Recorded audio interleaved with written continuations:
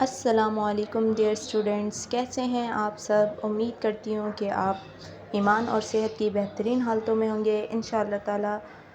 Welcome to enhance knowledge. आज first lecture है ये मेरा मैट्रिक क्लास का। सबसे पहले तो मैं अपना इंट्रोडक्शन करवाऊंगी। मैं हूँ उज़्मा, आपकी मैथ्स की टीचर। उम्मीद करती हूँ कि आपने हमारा चैनल सब्सक्राइब कर दिया होगा, और अगर अभी तक नहीं किया है तो जल्दी से चैनल सब्सक्राइब कर दें ताकि हमारे जो भी वीडियोज़ यहाँ पे अपलोड की जाएँ वो आपको उसका नोटिफिकेशन मिलता रहे। सही है, तो स्टार्ट करते हैं। हमारा टॉपिक है सेट्स। सेट्स आप 9th क्लास में भी पढ़ चुके होंगे, लेकिन क्योंकि ये हमारे कोर्स का हिस्सा है तो इसका रिव्यू देना तो बनता ही है। What is set? क्या आपको पता है सेट किसे कहते हैं? ज़ाहिर सी बात है पता तो होगा, लेकिन फिर भी रिमाइंड करवा देते हैं। सेट क्या है?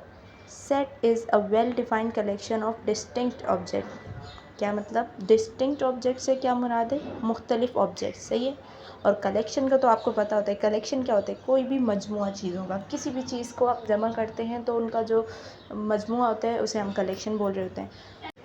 तो कोई भी ऐसा कलेक्शन जिसमें जो आपके एलिमेंट्स हो, मतलब उसके जो मेंबर्स हों वो डिफरेंट हो, सेम ना हो, उसको हम क्या कहते हैं? सेट कहते हैं।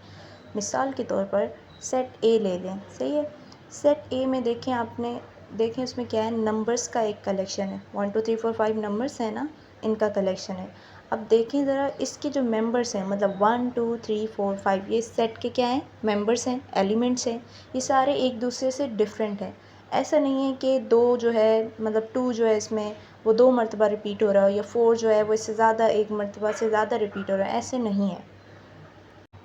तो इसी तरह से कोई भी ऐसा कलेक्शन जिसके जो एलिमेंट्स हैं वो एक दूसरे से सेम ना हो, मतलब मिलते जुलते ना हो, सेम ना हो, तो डिफरेंट हो। मतलब जैसे कोई भी कलेक्शन आपने लिया, किसी भी चीज़ का कलेक्शन हो सकता है, डेज़ का हो सकता है, मंथ्स का हो सकता है, नंबर्स का हो सकता है।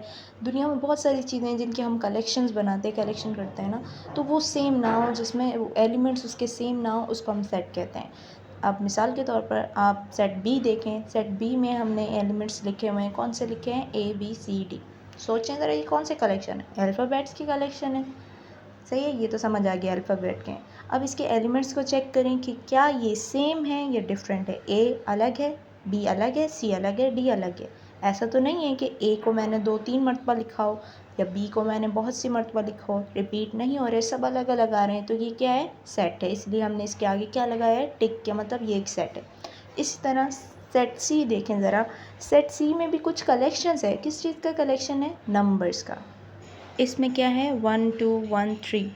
इन नंबर्स को चेक करें कि ये सारे मेंबर्स जो हैं सेट के, क्या ये एक दूसरे से डिस्टिंक्ट हैं, अलग हैं, मुख्तलिफ हैं? 1 2 1, ये क्या 1 दोबारा क्यों आ गया? हमें तो अलग अलग चाहिए। सारे मेंबर्स जो हैं अलग अलग होने चाहिए, सेम नहीं होने चाहिए। दैट्स वाई ये क्या है? सेट सी जो है वो सेट नहीं है, बल्कि मैंने गलत कहा, इसको सेट नहीं कहेंगे, इसलिए इसको हम सेट सी बोलेंगे ही नहीं, ये सेट नहीं है, इसलिए क्रॉस लगाए। डी को देखें। डी में है A E I O U then E. A E I O U, ये तो हमें समझ आता है कि वॉवल्स का सेट बन रहा है, लेकिन इसमें ई को रिपीट क्यों किया गया है? सेट्स में तो रिपीट नहीं होना चाहिए, इसलिए क्योंकि इसके एलिमेंट्स एक दूसरे से डिस्टिंक्ट नहीं है, मुख्तलिफ नहीं है, इसलिए हम इसको सेट नहीं बोलेंगे। क्लियर है? इंशाल्लाह क्लियर होगा आप लोगों को। फिर भी थोड़ा सा रिव्यू दे देती हूँ कि सेट क्या है? ऐसा कलेक्शन जिसके सारे एलिमेंट्स डिस्टिंक्ट हो। अब बारी आती है टाइप्स ऑफ सेट की।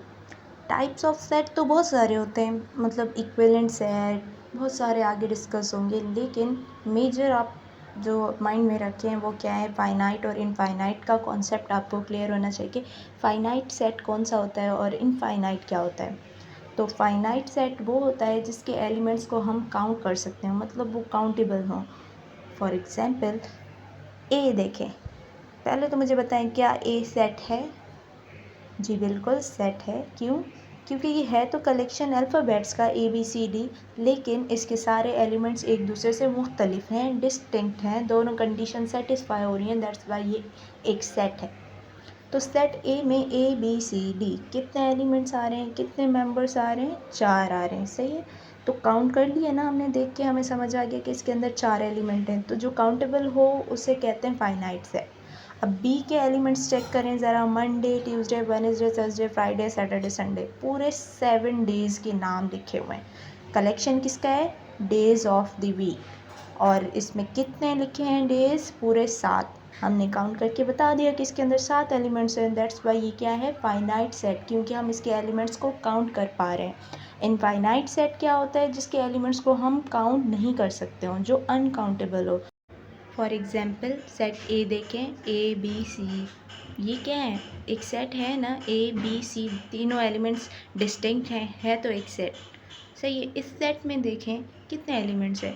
स्टार्टिंग में तो आपको 3 नज़र आ रहे हैं, लेकिन आगे ये डैश डैश का क्या मतलब होता है? इसका मतलब होता है आगे चलते जा रहे हैं, हमें नहीं पता ये कहाँ तक है।